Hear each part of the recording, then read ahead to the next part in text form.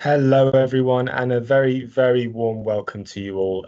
Thank you so much for joining us this afternoon as we celebrate the 5th anniversary of Project Evolve. My name is Andy Robinson. I'm the Communications and Marketing Manager here at SWGFL, and I'll be with you throughout the session today. So it's been an extremely busy 5 years, starting with an initial idea in 2019 to improve digital literacy across the education sector and evolving to become one of the most essential online solutions that have been adopted by thousands of schools across the UK. So we're so happy to be joined by such a wide range of professionals today. But even if you're familiar with Project Evolve or you're just getting started and hoping to learn a little bit more, the session today will dive into a number of different areas that will provide some really valuable insights around the topic of digital literacy. So just a little bit of housekeeping first. There is a Q&A feature which is available, so please do drop your questions in and we'll try our best to get around to as many as we can. But if we don't manage to answer a specific question that you might have, please do email us in on the Evolve inbox and we'll try and respond to you as soon as we can. Just say the session today is also being recorded, so we will make sure that everything is available to you in a follow-up email that will be hopefully sent out tomorrow. So our agenda today will be exploring the impact of Project Evolve, sharing our latest findings from our recent annual report. We'll then get to hear firsthand about how schools have been using the toolkit throughout the years before we look ahead to some of the more exciting new developments for Project Evolve, which we'll be touching on teacher training and our upcoming solution that will focus specifically around safeguarding. So we're extremely lucky to be joined by 3 guest speakers today. Sarah Pike, who is a primary school teacher and computing lead from Devon, Naomi Lofkin, our own digital marketing expert at SWGFL, and of course, Ken Corish, who is the creator of Project Evolve and Deputy CEO of SWGFL. So without further ado, it's a great pleasure to welcome Ken to run the first of our sessions today, which will be looking at the latest findings from the Project Evolve report. Ken's work has seen him travel all across the world, working closely with governments and agencies to strengthen their approaches towards online safety. With a huge background in education, Ken is always thinking about innovative ways to support the education sector. And in 2019, Project Evolve was born out of Ken's desire to strengthen digital literacy approaches across the board. So please welcome our Deputy CEO at SWGFL, Ken Corish. Ken, I hope you can hear me. I can. Can you hear me okay? Ideal. Hello. Thanks, Andy. And good afternoon, everyone. Thanks for ever so much for joining us on this. It's really an odd feeling when you begin to sort of look at that journey that Andy described and also where we are now. And we have a lot to fit in, over this next hour, really. So I'm just going to crack on and get going, really, about just to give us a bit of perspective and grounding around what Project Evolve is, first of all, for those of you who are new to this, and secondly, then what the data tells us over the last 5 years from this, what we think is an innovative and different tool set. Okay, do I take control? Look at that. That's what might one might call seamless. There we go. Okay, very quickly, for those of you who are new to this, so what is Project Evolve? Well, as Andy said, this started in its sort of concept a long time ago and really was based around the work that we did with other peers who were working in this space as part of the UK Council for Internet Safety and crafting a framework of digital competencies. That framework emerged, was called in 2018, I think. That was called Education for a Connected World. It's still, for us, the de facto standard around what we should be talking to children about at different stages of their age and development too. But we realized that that document on its own was quite dry. It needed a lot of interpretation, and that's what Project Evolve was meant to do. It was meant to resource and put some meaning and perspective around all of those statements that appear in Education for a Connected World. So in its sort of primitive form, you could say the Project Evolve toolkit is a collection of over 600 resources that cover all 8 strands of online digital competency from Education for a Connected World, and runs from very young children, early years, right the way through to 18 plus as well. But also too, it also has quite an innovative assessment mechanism that's designed to be able to identify need, first of all. So those children who are sat in front of you, what is it they know, they don't know? What is it they're getting wrong? Where have they got secure understanding? And then it uses that mechanism called knowledge maps. We'll go into that a little bit more detail later, to go and find out what those needs are, and then match the resources within the database to those particular needs, and to measure impact as well. And as an idea, as a philosophy, it's been quite sort of resonant, I think, with schools. So over the last 5 years, we've built the number of organizations. So these are separate accounts who use Project Evolve is now just under 16,000. We have 75,000 users using those materials quite regularly. We have 3,000 to 4,000 users, educators a day coming onto the site to go and find resources or run knowledge maps, etc. It's not geofenced, so it's used across the globe in 120 other separate countries. And since we introduced the knowledge maps, there have been 3.7 million separate responses. That's 1.2 million knowledge maps generated. And that gives us quite an insight and a data set to be able to draw some conclusions on. Not quite state of the nation, but important. And that's where the annual Project Evolve report came from, was born.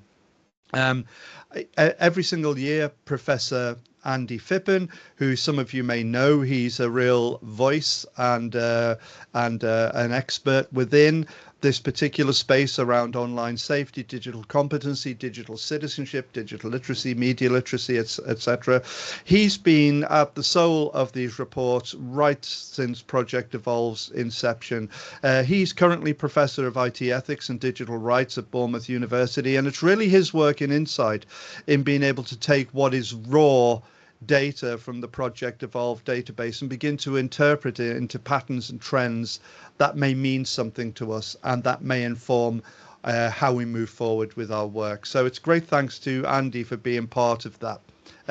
For those of you who've had time to dive onto the site from the links and go and have a look at the latest Project Evolve report for 2024, I think this is one of the most interesting, because for the first time we've built up enough data from the knowledge maps to begin to get an appreciation and an understanding of what children know and the areas in which they struggle too. So I'm going to go just quickly onto my first slide and say that, you know, you can dive into this at a very high level. This is an infographic that tries to summarize what some of the key findings were around the report, but I'm going to go into those and crave your indulgence in this as I go through and look in a little bit more detail about what this data actually means too. Okay, so in terms of the use of the tool, one of the things we've discovered, and it's been very hard for us to drive this, is that overwhelmingly the main users of this tool set have been primary schools. And out of those primary schools, the vast majority are at Key Stage 2. Some use at secondary, with a little bit of Key Stage 3. But in terms of the big picture, not a huge amount of engagement at secondary. Now, look, you know, we realize that our data says there's a significant drop off at Key Stages 3 and 4. And we do know, we worry that, you know, whilst secondary schools may use other resources to be able to fill, you know, those gaps in other than Project Evolve, we still see this as underutilized at what we think are critical stages. You know, one of the things we've done through the tool is build a progression through the tool that's shaped around building on prior knowledge. And also, we've shaped a set of maturities as we go through the different ages that focus less on keeping yourself safe or looking after your peers, and as you get older, more into how what you do impacts on the wider social groups to which you belong, and indeed in terms of societal impact, ethics, culture, legislation and legal. And they're really important components that we've built into Project Evolve at those later stages,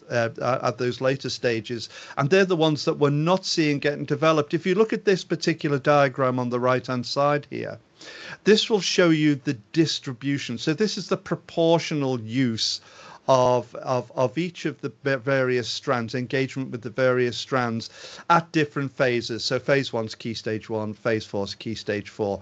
So each of those colors will add up to 100 as you go up the chart. And you can see overwhelmingly the area that's been used the most, the strand that's been focused on the most, is online relationships and online bullying and self-image and identity. And they are the ones that are socially and emotionally led.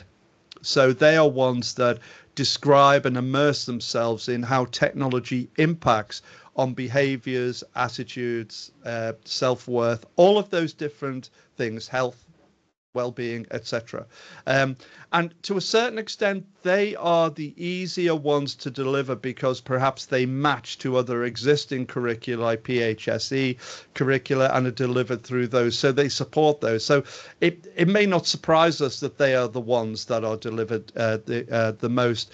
When we break it down and look at the top statements, so the top statements that drive those resources, you can see there is still overwhelmingly a lot of bias towards those social and emotional ones, particularly something that was picked up in the report, that there is still a lot of activity around those statements that reference the sort of stranger danger, online grooming, be careful who you're talking to, some of those older messages too. And that might be because it's a place where teachers who are doing this are more comfortable, or it matches other areas of the curriculum. For us, whilst that stuff is really important, most children don't get groomed. Actually, the sorts of risks that most children face very often are lower level but higher frequency cumulative risks, and very often we see some of those areas being missed as well, and our data suggests that too. The data from the knowledge maps, though, however, gives us some real insights. If just very quickly, the knowledge maps can be generated on the fly for any strand, for any age group, and what they do is they take each of the statements within Education for a Connected World and create a concept cartoon with a scenario at the center that reflects the concept of the particular statement and objective you're trying to do. And then around the outside are 5 separate responses that a child, a young person, can click on that best match how they'd respond to that central scenario. This one happens to be a key stage 3 or 4 one, so it's quite wordy. Those particular statements are mapped then to a continuum called the Birch competencies that give you an indication of how a concept is required. So the lower numbers are the ones where young people don't understand it but express confidence in doing so. The higher numbers are reflective unconscious competence, where you want children and young people to do not only they understand the principle, but they can apply it to a whole range of different online scenarios.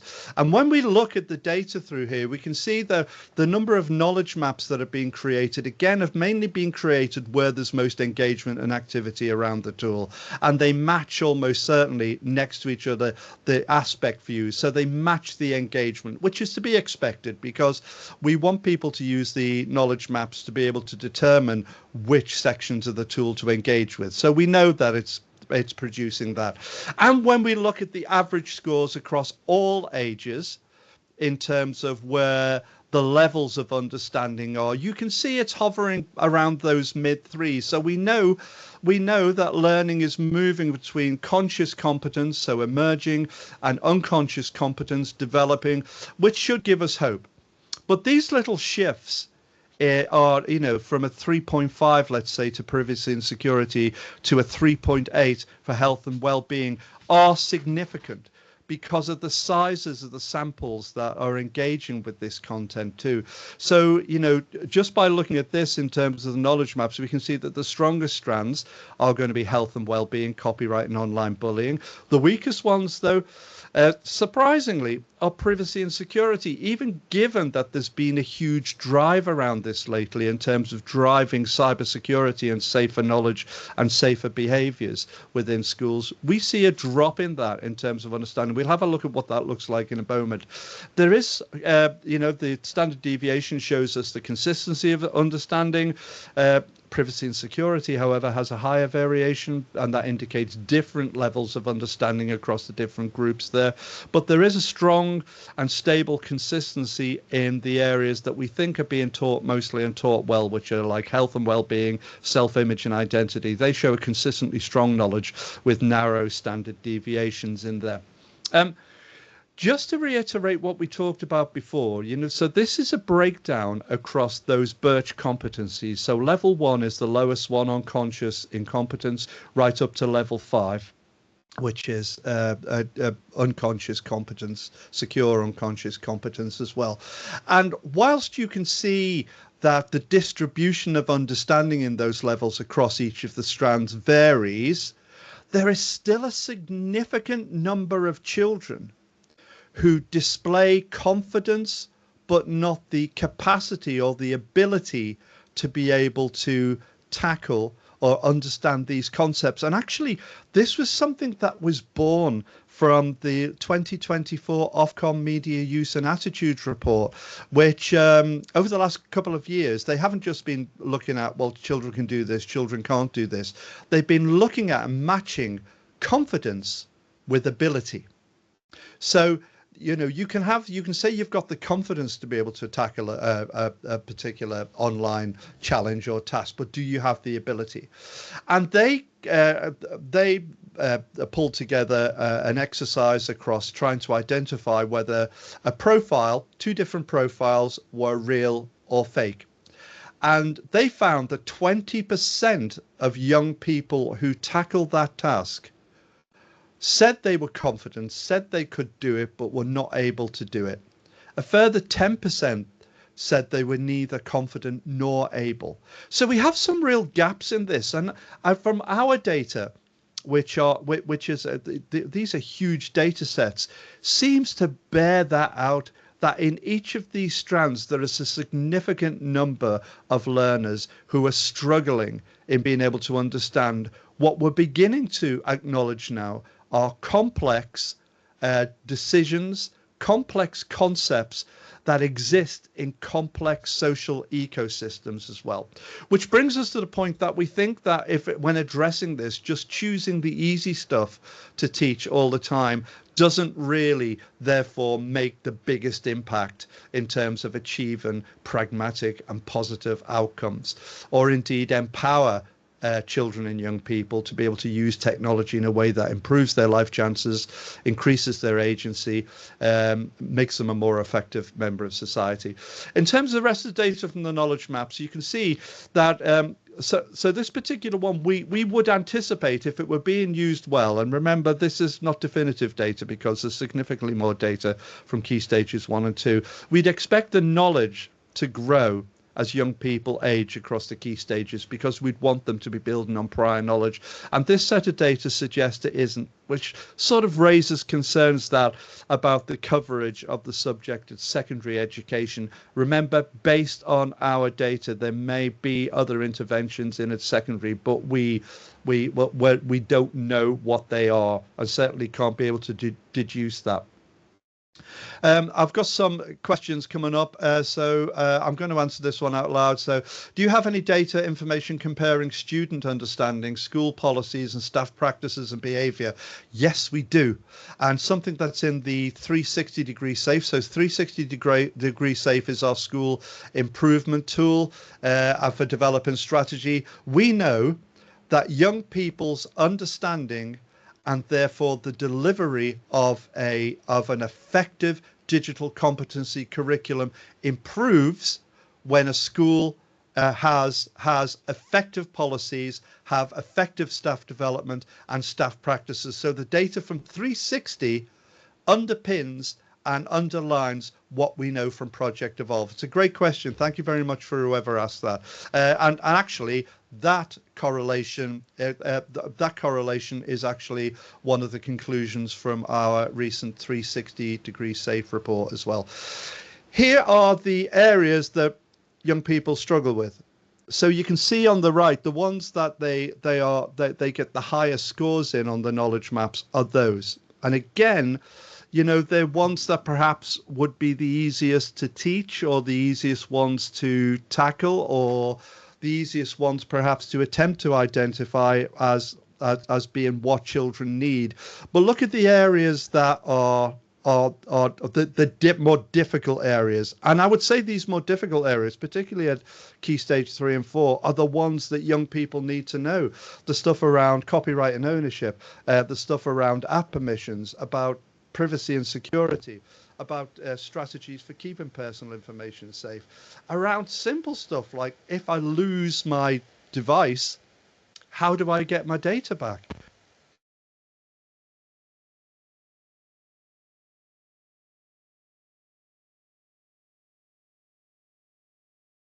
Sorry, Ken, there seems to be an issue with the microphone at the moment. Is it back? That's better. That's better. Yeah, sorry. So yeah, there's a lot more information in the report itself. There are links to download the report a little bit later on. But I'll move over now to allow you to meet Sarah, and also to see how a typical school, primary school, is beginning to make this work for them. Thank you, Ken. We can get my first slide up. My name's Sarah. I teach in a school in Birrelson. There's a few more. There we go. I'm a rare beast in that I quite enjoy whatever age group I'm teaching. And I'm a subject lead for computing. I've done that for a very long time. I'm now working in a school in Devon. We're a small rural primary of about 100 pupils with 4 mixed age classes and a nursery unit. And I happen to live in the village that I teach in. That's interesting, I can tell you. It's not really a place where you pass through to get somewhere. We're on a peninsula between 2 rivers, about as far west in Devon as you can get. And that gives us quite a limited, but still a sizable school population and a wide mix of social background. So we're now part of a trust of 29 schools in Devon and Dorset, mostly smaller rural primary schools like ours. And my school's approach to digital literacy has evolved alongside the subject, from the odd mention when it comes up in the curriculum, through a more structured inclusion using Project Evolve before the maps turned up, to we pulled it out of computing for a while and tried to sit it in PSHE. And now we've kind of put it back in the computing curriculum, firmly embedded with we're using NCCE's Teach Computing curriculum, but using Project Evolve to make the Education for a Connected World strands much more overt than they have ever been. Can you put that in? That's it. So why would you use Project Evolve? Well, it's great as a school for us for several reasons. Gaps, not groups. We have mixed age classes, mixed year group classes, and the knowledge maps teach to those gaps, not the year groups, making it easier to fit cohorts of mixed year group classes in. It picks up their strengths and weaknesses rather than their age. And it's interesting to see the report here saying that privacy and security are weaker. While I haven't analysed my specific school data, I'd argue that our weaknesses lie in online relationships and the health balance. Or maybe our children know what they should be saying in response to the questionnaires at the beginning of the knowledge map, but are anecdotally in the classroom reporting something else. So it's great for non-specialists. The knowledge maps are great for non-expert teachers. They find the gaps for you. They give you the resources to address them. The lesson plans are easy to follow, simple, clear resources, and the end of the unit assessment will give you a clear understanding of how far your children have come. We have a staff of 5 teachers, 4 classes, and so we're already wearing several subject leader hats and spinning a lot of plates. And Project Evolve gives us ready to go lessons with minimal fuss. It's free. The knowledge maps are great. We're a small school on a tight budget. I could get on my soapbox here and moan about how our overheads as a small rural primary are proportionally much bigger per student, but they said I have 5 minutes, not 5 hours. So I'm going to keep going. The resources are relevant, they're high quality, they're easily adaptable, and there's a sound pedagogy behind them. And it works. It's simple, there isn't much to go wrong. So there are no technical hitches. In the development of computing and the tools available to us, where everything needs to pop, whistle, swizzle, and bang, it's dependable and reliable, which is quite unlike my school Wi-Fi at the moment, I can tell you.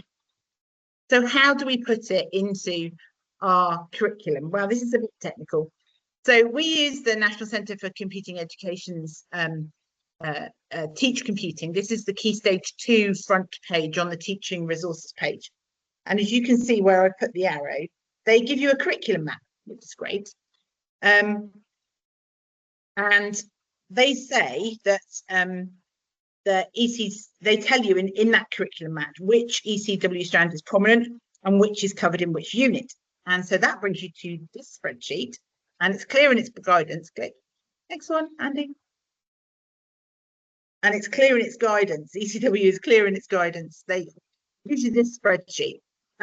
If you go right to the far end on the right-hand side of the spreadsheet, it tells you the Education for a Connected World strand, and it gives it to you. Now, NCC are clear that they don't cover all the strands, but you can pick that one up and match your knowledge map from ProjectEVOLVE in that strand and the rest of it in the gaps. So in some units for NCCE, we have an ProjectEVOLVE unit that matches that unit, and in other units it's a bolt-on, but it's there, it's overt. So, and that's how we do it. And then what I've done is I've spread that out across our trust. I've offered that up because in our trust we have a lot of small rural primary schools. We join in together and we try, you know, we are we're not here to reinvent wheels. So I just kind of passed it on, and we're all more or less teaching that at the same time. Some schools dip in and out of that, but here we go. So where next? Where next? Well, I've put this image up. There are many learning gains to be had by making our online safety education overt, but sat within our computing curriculum. With ProjectEVOLVE especially the knowledge maps, we now have a focus point and a structure. It's really clear that we are teaching online safety. But the sort of side effects I wasn't prepared for are illustrated by the image on this slide. So as adults, we have opened the door to conversations about what children are doing online and how that can affect them. We have seen our children grow more confident, more articulate about what is good and bad on the internet for them. And we now have a more open platform to make conversations with the children about what they're doing online. It's like as natural as asking them what they had for dinner last night.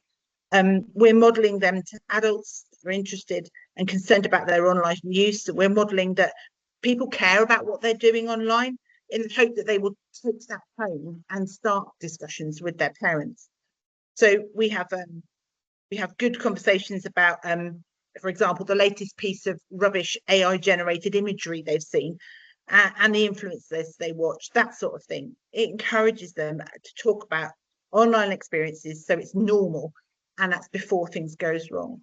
And if you're a child, you're sat on this side of the door looking at the wonders of the internet shining through it. And what's most special, the way ProjectEVOLVE has worked with our children, is that I know and I can show, thanks to the knowledge maps, I can show that they're as prepared as I can get them to interact positively and safely with that online world that's peeking through that door. And I know that as far as I've done my best, I can't do any more. And that's where we are in Devon, in a tiny little rural primary school.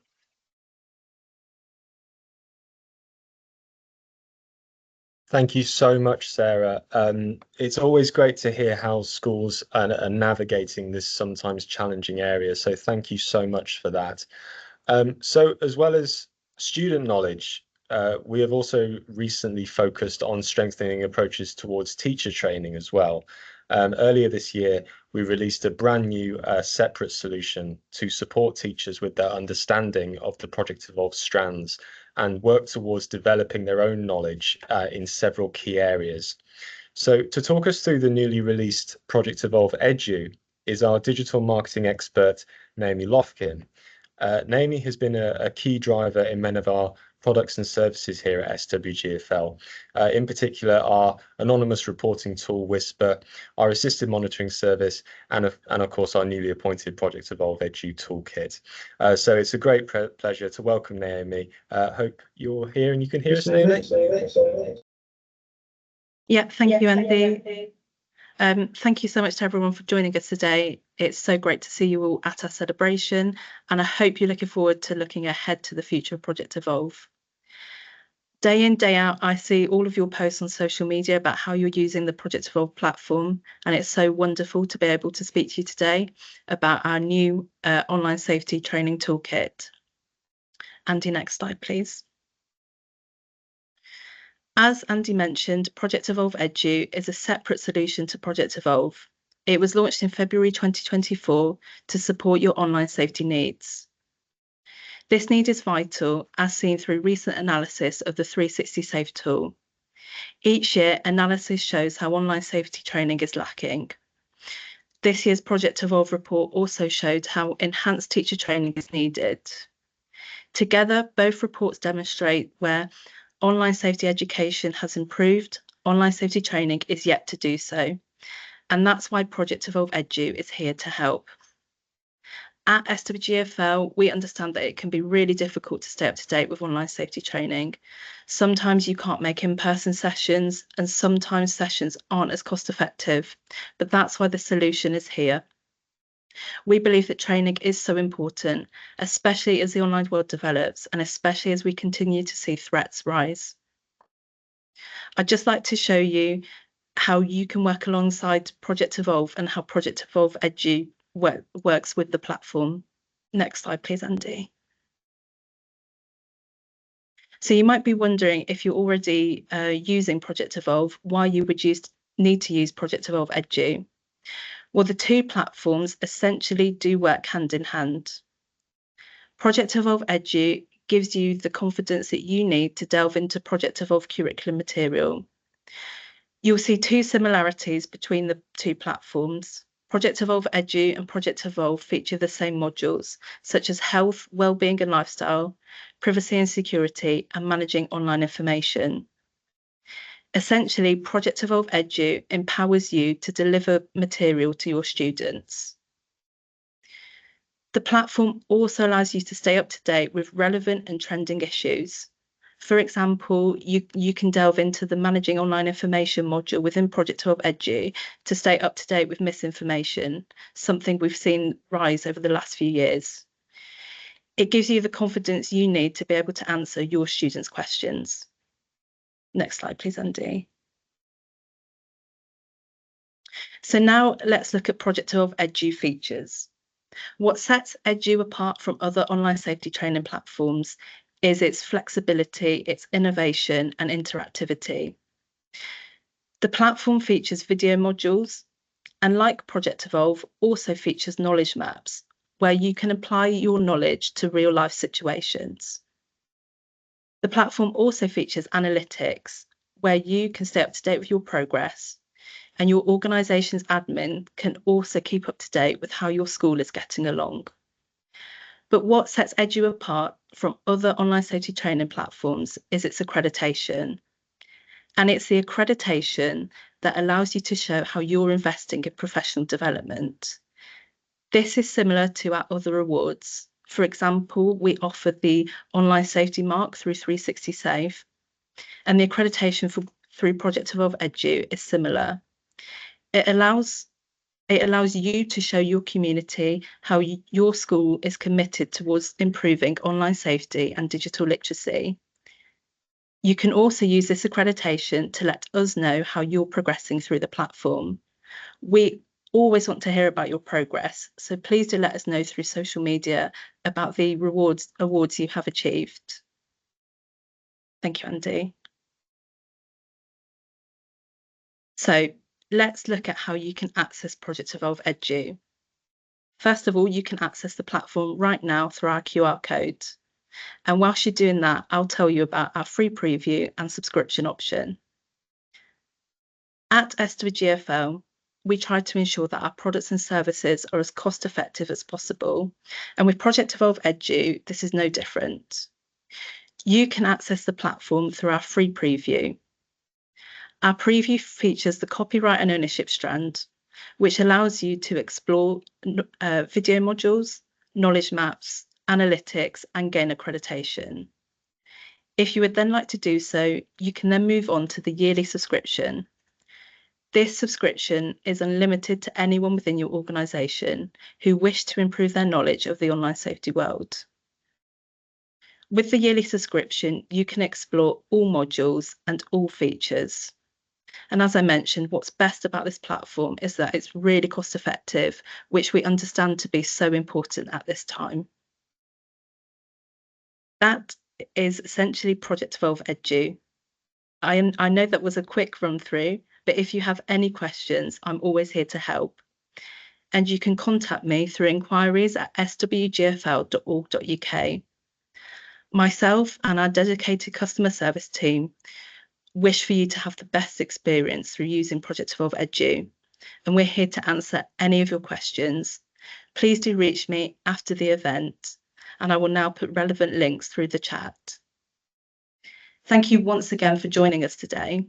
As you can see, Project Evolve Edu is such an important part of professional development, and as I mentioned, really shows your commitment towards improving online safety knowledge and improvement of digital literacy. I hope you enjoy the platform.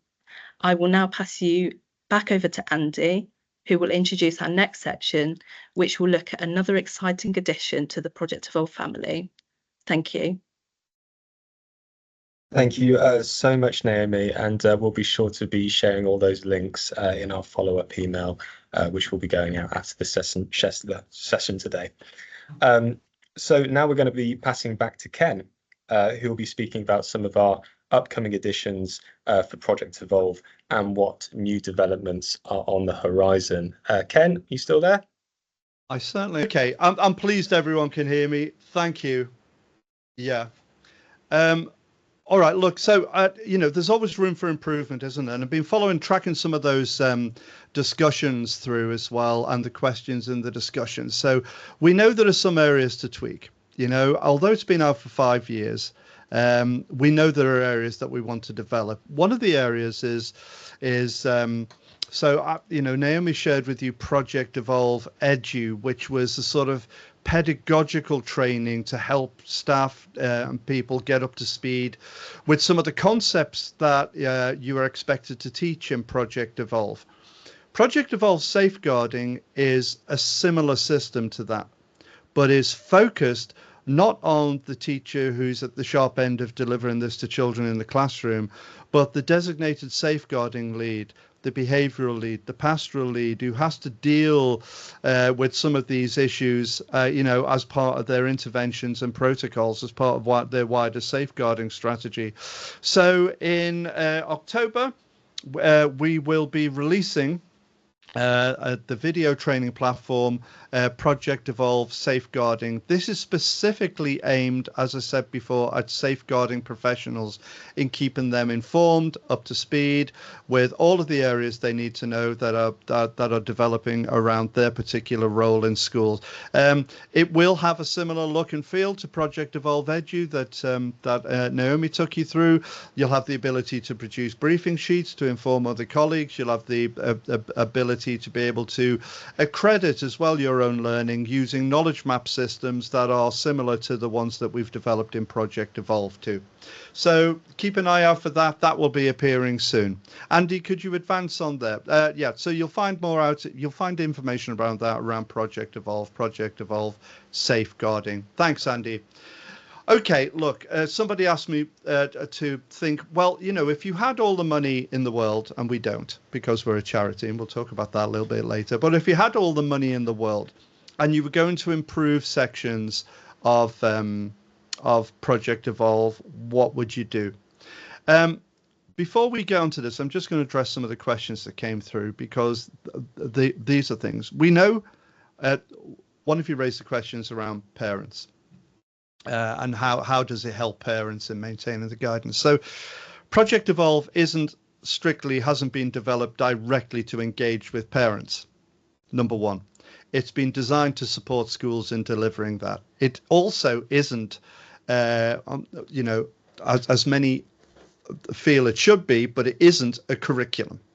It is a set of it's a set of digital competencies informed by Education for a Connected World that we've then resourced. So, that's how we've seen it. We did actually start off when we developed it trying to fit it into curricula, but which curricula? Because it's a national resource, not just an English resource. Which curricula does it match to? The national curriculum for England, the ones for the digital competency framework for Wales, the ones for Scotland, Northern Ireland, or indeed the ones that seem to shift and shape and change between each multi-academy trust. They're all different. So we didn't try to match it to a curriculum. However, we do realize that the way that you're using it, as Sarah demonstrated, means that you're using these resources to build curricula. And there are two different areas that came up. One was about SEND. Now, we realize that these resources haven't been designed specifically with the wide range of challenges that SEND practitioners need to face. We realize that, but we did suggest that we might build SEND pathways through the tool to assist. One of the other areas too that we are looking at, and I'll mention this in a little bit moment, is the use of AI to be able to customize what we have in this tool depending on need. And I'll talk about that a little bit more in a moment as well. Okay, let's go on to the first slide. The first thing we think is that the last time this content was updated was, I think, 2020, towards the end of 2020. That's a long time in terms of technology, and AI and those emerging technologies that we're seeing now only burst through in November 2022. So we think there is a need, a demand for us to be able to address some of the issues we're beginning to see arise around some of those AI and emerging technologies. Already, we've noticed that UNESCO have begun to develop a competency framework for students around AI. We want to be able to do the same and build that, if not into Education for a Connected World, because that's going to take a lot of change and a lot of collegiate working between groups, but we're not adverse to that. It should be an Education for a Connected World, but it needs UKIS involvement, and it needs us to be able to organize that from a national level. But we see a way to be able to develop it within Project Evolve as almost this ninth ghost strand. I was talking to Sarah earlier on. She said, "Oh, please don't bring in a ninth strand. You're going to mess everything up," which is fair enough. But there may the possibility that we begin to weave this stuff around emerging technologies more definitively into the various aspects that we use. Next slide, please, Andy, if you may. One of the other areas we're really keen to and is that at the moment, Project Evolve and the knowledge maps can't assess individuals. So that's not strictly true. I'll tell you why. It's actually aimed at creating knowledge maps that a cohort responds to you, that gives you an overall feel of what the knowledge distribution is within a cohort against a whole set of different concepts and objectives. That's where it is. It was designed that way, not out of choice. It was just the easiest route that we could apply a fairly transparent layer of technology over it that made things easier. There has been a number of different conversations around, well, if we wanted to use this for the individual, to track individual children, because children will come and go out of a cohort, cohorts change, particularly if you've got high mobility in some schools. How are you able to track that? We're looking at ways in which we can develop technology that links what Project Evolve does to tokenize individuals and match them against school management information systems. This was something which was the holy grail of learning platforms quite a while ago, if you remember, using school interchange formats and SIF agents to get different platforms talking to MIS. I think that's potentially the way forward. However, There is a way, of course, if you have small numbers, like, for example, I know some social care settings and some social care social care practitioners have been generating knowledge maps for individuals just to find out where their needs and where their risks are. So you can, it would take a huge amount of investment for us to be able to do that, and we realize that, and it's been one of the things that have been holding us back too as well. Next slide, Andy. One of the things we are keen to do, though, is this. And this would address a lot of the questions that we had within the Q&A about do you do it for parents? Do you do it for SEND? For those of you who use or are interested in organisations like Oak National, so Oak National are an independent, publicly funded body that produce curriculum content for schools. I think its main raison d'etre came about during the pandemic, when people were looking for sources of online lessons that they could rely on to be able to deliver. And you know, whatever you think of Oak National, it's had a lot of funding put into it. It's got high engagement. You know, they have somewhere around 10,000 educators a day visiting their site and drawing down on their resources. They got ahead of the curve on us on this, so I'm full of admiration for it, but I'm angry too that we didn't get it there ourselves. In that they've used all of the content that they hold to train an AI agent, an interface that then allows you to be able to navigate the content. So this is very different than downloading lesson plans. The lesson plans, the content itself has been used to train the large language model that sits behind this. Then the AI agent is the interface that says, look, I'm teaching this group.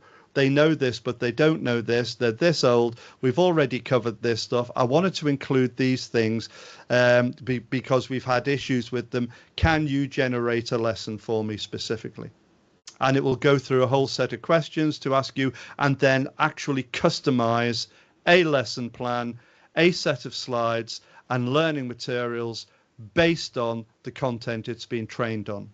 Now, already, if you want to go and try this, their AI agent is called Ayla. It'll give you a little bit of an insight into what we're trying to do with Project Evolve. We think the 600 plus resources, you won't have to navigate if we had an AI agent. They'd be used to train the AI agent to be able to create customized plans specifically, whether you are a parent, whether you are a special needs professional or expert, whether you are teaching, youth agency. We think this is the route through. We think the world is going to look different than platforms that host content. They are going to be platforms that host agents that are being trained on good quality content. And that's where we see our next step. It is hideously expensive to do so. And whilst we can compare ourselves to Oak National in terms of engagement and figures, we don't get Oak National's funding. And that, I would say, probably is the one area that we as an organization find difficult. All the things that we want to do, where we have to rely on external fundings, external agencies or commercial ventures. And but having said that, all of the stuff that we offer that is free to use is only successful because you people are using it and adapting it and incorporating it into your professional roles and into your professional work. And for that, we're really appreciative. So with that, Andy, I think if I hand over you for the last few minutes, and again, if we've got some time left, I'm happy to take questions, as is Sarah, as is any of the team. Thank you so much, Ken. Some really exciting things on the horizon. And if you did want to register your interest for Project Evolve Safeguarding, we will be putting an online form in our follow-up email. If you wanted to leave your email address, we'll be able to notify you when the platform is up and running. So just as we bring things to a close, we'd just like to say a massive thank you to all our speakers today, and of course extend a huge thank you to the whole of the Project Evolve community who have supported us us throughout the past 5 years. We would just like to reiterate that the original Project Evolve toolkit is still a free service, but if we are able to just take a brief moment to just highlight that SWGFL is a not-for-profit charity, and the support of our community is a core part of our ongoing work in ensuring that everyone can benefit from technology free from harm. So we please ask that if you have enjoyed using Project Evolve over the years and it has helped your approach towards digital literacy, if you could please just make a small donation towards SWGFL. Your support, it will mean that we can continue to evolve the toolkit to respond to the ever-changing online landscape and continue to deliver the most up-to-date online safety guidance and support for the education sector. So please do scan the QR code or text in to show your support, but we will leave the QA open for a few minutes if you did want to drop any questions in so that Ken, Sarah or Naomi can answer them. So we'll just leave this out for a moment.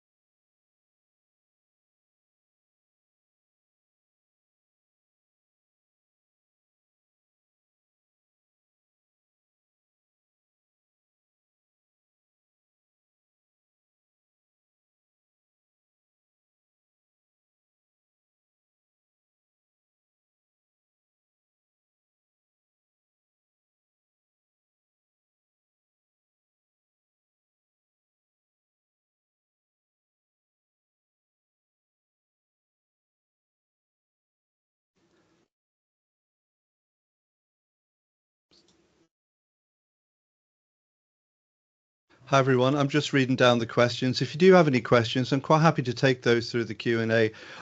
The lovely thing is that most of the questions in the Q&A are, I can hear him, all the way through. There must be about 100 people saying, well, I can hear him, why can't you, Andy? But yeah, I'm happy to answer any questions if I can spot them down here in the... somebody asked at the top, how much is the subscription? Do you mean the subscription to?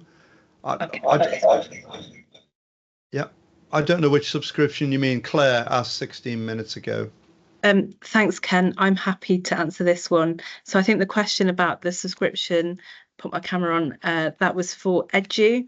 And I'd just like to reiterate that a Project Evolve Edu subscription is £200 per year, and that's for everyone within your organisation. So it is an unlimited subscription. If you have any further questions about that, please do contact me through the email address inquiries@swgfl.org.uk. Thank you, everyone. Yeah, and I do want to say too that Project Evolve is free and will always be so. It will always be free. That's part of our charitable output. So don't be expecting that we're going to, you're going to invest time and effort in building it into your curriculum, then suddenly find out you've got to charge. We won't. All the other things that are satellites of Project Evolve go towards helping us continue to build Project Evolve, as do the donations. So yeah, please keep using Project Evolve. It always will be free. Somebody asked, I think, in the questions, where are the resources? I think because they haven't used Project Evolve, you'll find it at projectevolve.co.uk. For those of you who are not in schools, don't worry about that. Somebody asked me, well, I can't sign up because I'm not in a school. Actually, you can. You just need to choose, rather than school, other or international, and then you can sign up and create an account for it.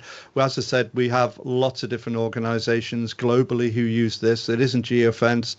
It's available, to everyone. All of that information and data is important for us to be able to understand and for us to be able to progress the work that we do.